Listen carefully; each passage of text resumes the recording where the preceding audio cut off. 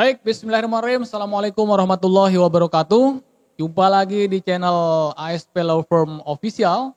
Nah, channel yang selama ini memang fokus untuk memberikan pemahaman hukum kepada masyarakat agar kemudian masyarakat kita menjadi masyarakat yang cerdas hukum, kemudian taat hukum. Nah, baik, kali ini saya akan mencoba membahas terkait pertanyaan-pertanyaan masyarakat di bawah yang saat ini banyak sekali permasalahannya muncul terkait dengan nikah siri. Nikah siri yang kemudian ternyata ketika cerai ya cerainya tidak melalui pengadilan agama sehingga kemudian permasalahan baru muncul ketika mau menikah lagi. Nah, ketika mau menikah lagi ternyata KUA itu meminta akta cerai sementara pernikahan yang dulu itu tidak tercatat. Nah, pertanyaannya apakah kemudian gugatan cerai atau permohonan cerai talak itu bisa dibarengi dengan permohonan isbat nikah atau tidak?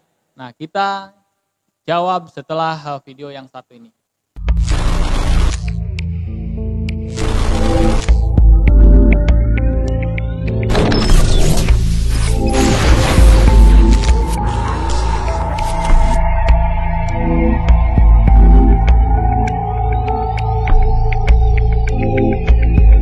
Baik, terkait dengan pertanyaan apakah permohonan isbat nikah bisa dilakukan bersamaan dengan permohonan cerai atau gugatan cerai? Jawabannya bisa. Nah, jadi memang ini kelihatannya ada dua permasalahan. Yang pertama terkait dengan permasalahan permohonan isbat nikah, kemudian yang kedua permohonan cerai talak atau gugat cerai. Nah, ini ternyata setelah kami pelajari dan berdasarkan pengalaman-pengalaman kami di lapangan, di pengadilan agama, hal tersebut bisa dilakukan secara bersamaan. Jadi permohonan isbat nikah itu bisa berbarengan dengan permohonan cerai talak. Nah, jadi masalah tadi yang terjadi di masyarakat, ada masyarakat yang dia dulu menikah siri tapi dia punya kakak sehingga kemudian di KTP-nya sudah menikah gitu. Sehingga kemudian ini mempersulit dia ketika mau menikah lagi karena ternyata di KUA-nya ini tidak bisa memberikan rekomendasi, tidak bisa mendaftarkan sebelum adanya akta cerai atas pernikahannya yang terdahulu. Nah, jadi sebelum melakukan pernikahan yang selanjutnya, maka harus mengurus terlebih dahulu permohonan isbat nikah. Nah, ini bisa untuk menghemat waktu, untuk menghemat biaya juga, bisa dilakukan secara bersamaan. Jadi nanti di perihalnya bisa permohonan isbat nikah dan gugatan cerai. Gitu. Kalau misalkan pihak perempuan yang mengajukan isbat nikah dan cerai tersebut. Kalau misalkan pihak laki-laki yang mengajukan berarti permohonan isbat nikah dan permohonan cerai talak. Nah, itu bisa dalam satu berkas, dalam satu gugatan. Nah, sehingga kemudian nanti putusannya selain majelis hakim nanti menyatakan bahwa pernikahan yang sebelumnya tercatatnya nanti juga divonis bahwa pernikahan tersebut sekaligus bercerai gitu. Jadi nanti setelah vonis itu bisa mendapatkan akta cerai sama dengan gugatan cerai bagi masyarakat yang memang mempunyai buku nikah. Nah, dari akta cerai tersebut baru kemudian bisa digunakan untuk pernikahan selanjutnya.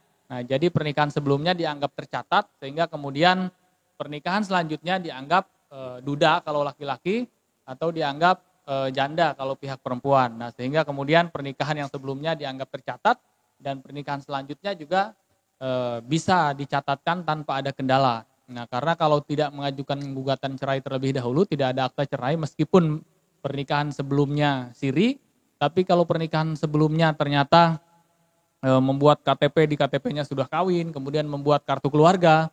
Nah, itu ternyata kartu keluarga kan bisa dibuat tanpa ada surat nikah. Nah, tinggal nanti di kartu keluarganya tertulis pernikahan tidak tercatat. Nah, tapi resiko berikutnya adalah ketika mau menikah lagi tanpa ada akta cerai, nah itu tidak bisa karena di sistemnya terkunci harus ada akta cerai dulu, baru bisa menikah lagi secara tercatat.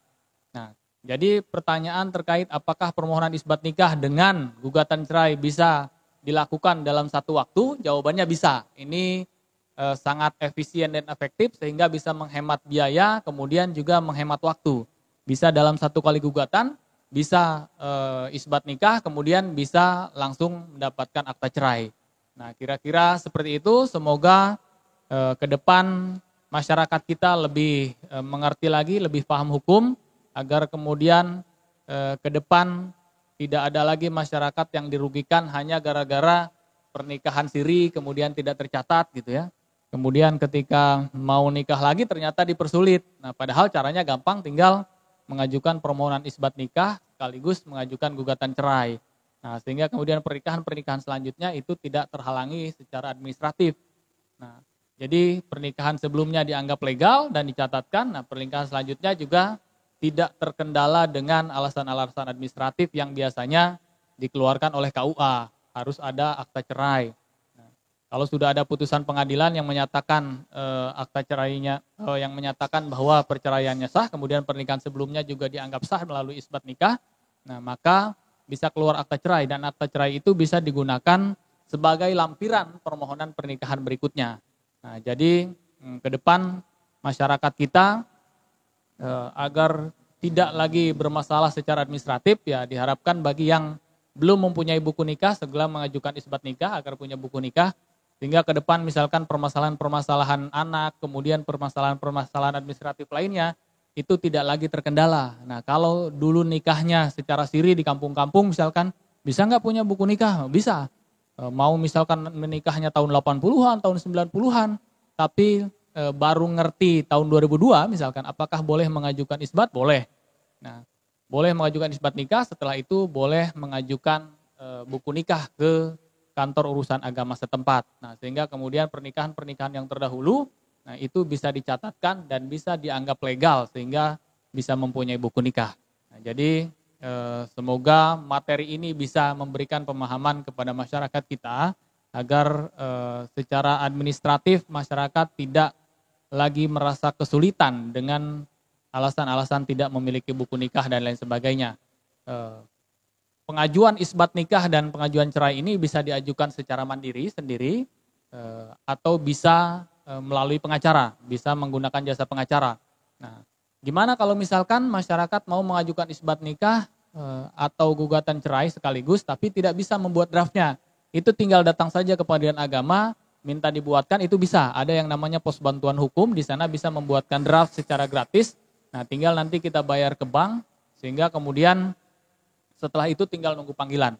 Nah, kalau kita biasanya pengacara, kita tidak perlu lagi datang ke Pengadilan Agama untuk mendaftarnya. Kita cukup mendaftarkan permohonan isbat dan permohonan gugatan cerai itu melalui akun e-court yang dimiliki oleh pengacara. Sehingga kemudian setelah kita daftar melalui e-court itu bisa keluar rincian biayanya berapa, kita bayar ke bank, nah itu langsung nanti dapat nomor register dari Pengadilan Agama dan kemudian dapat panggilan sidang melalui email gitu. Setelah ada panggilan sidang baru kemudian kita mulai mempersiapkan bukti-buktinya, mulai dari bukti KTP, kemudian kartu keluarga jika ada, kemudian satu lagi kita harus meminta surat keterangan dari KUA bahwa pernikahan tersebut tidak tercatat. Nah, sehingga kemudian dengan surat tersebut kita menyampaikan ke pengadilan bahwa pernikahan ini memang ada, tapi memang secara administratif di KUA setempat tidak tercatat. Nah, sehingga kemudian nanti setelah isbat nikah bisa dimohonkan untuk dicatatkan dan dikeluarkan buku nikahnya. Nah, baik, terima kasih atas segala perhatiannya. Mohon maaf atas segala kekurangannya. Wabillahi taufiq wal hidayah. Wassalamualaikum warahmatullahi wabarakatuh.